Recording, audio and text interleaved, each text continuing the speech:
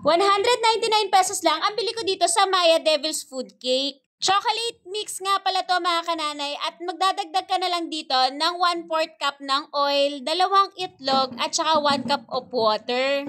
Sa 4 ingredients mga kananay, pwede mo na itong gawin na round cake o di kaya gusto mo ganito, cupcake. Ayan nga, sa isang bowl ay pinagsama-sama ko na nga yung 4 na ingredients at dahan-dahan ko nga lang to hinalo. Naka-fast forward lang to mga kananay kaya mukhang mabilis. Ang super sticky nga yun mga kananay pero wag ka na magdagdag ng tubig o gatas pa, saktong mix nang talaga yun. At ito na nga yung in-order ko sa Shopee ng cupcake molder, magagamit ko na ngayon. Pati nga yung ice scooper mga kananay ay magagamit ko na rin talaga ngayon sa mga napundar ko sa sahod ko sa Reels. Recipe na nga to mga kananay ay nakagawa nga pala ako ng 18 pieces na cupcake. Pero kung gusto mo naman round cake, pwede ka kung gumamit ng 7 inches round cake pan. First time ko nga lang din bumili na tong Maya Devil's Food Cake at masasabi ko na sa mga hindi marunong mag-bake ay ito na lang muna yung simulan nyo. Dito kayo magsimula sa mga nakamix na at matututo kayo sa pagbe-bake. Tinalang ko nga lang pala to for 20 minutes at ito nga sobrang alsa pala niya at umapaw na nga sa cupcake liner. Pinalamig ko muna yung mga cupcake mga kananay kasi gagawa ako ng pull apart cupcake na number 3 kasi 3 months na ngayon yung baby girl ko.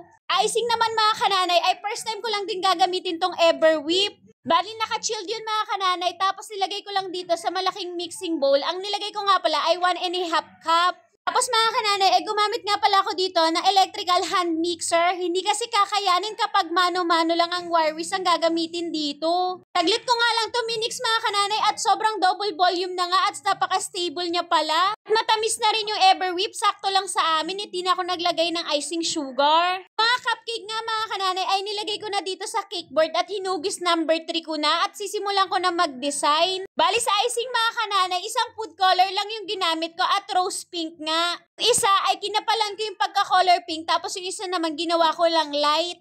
Sobrang tagal na nga ng huli kong pag-bake. Simula nga nagkaanak ako ng baby girl, sabi ko nga kada monthly milestone niya ay ako na lang ang magbe-bake. Ito nga mga kananay, nagpa-pipe na nga pala ako ng icing dito at kung ano-ano na nga lang yung pinaglalagay ko. Hindi kasi ako nagtingin sa Google ng design na gusto kong gayahin. Talagang kung ano lang ang maisip ko, yun na lang din ang nilalagay ko dito sa mga cupcake. Hindi ko rin alam kung anong pastry trip ang ginamit ko dito. Basta kumuha na lang ako sa may lagayan namin. Halos nga pala lahat ng ginamit ko dito ay yung mga sahod ko lang sa Reels. Kada sumasahod kasi ako sa Reels mga kananay ay nagpupundar talaga ako ng gamit ko pang baking. Nagastos ko nga pala dito ay nasa 500 plus pero maraming tira at pwede ko pang gamitin sa susunod na pagbe-bake ko. At ayan nga, sobrang effort talaga ako para sa monthly milestone ng anak ko at kaya mamaya ay pipicturan ko na rin siya. At dahil first timer lang ako gumawa ng pull apart cupcake ay sobrang saya na rin ako sa kinalabasan ng ginawa ko at pwede na rin ako magnegosyo nito. Nung nakaraan nga, may natira pang edible candy na ginamit ko at nilagay ko na dito yung binili ko sa All About Baking. At pwede ko pa rin magamit sa susunod na pagbe-bake ko. Ayan lang muna mga kananay at salamat sa panonood.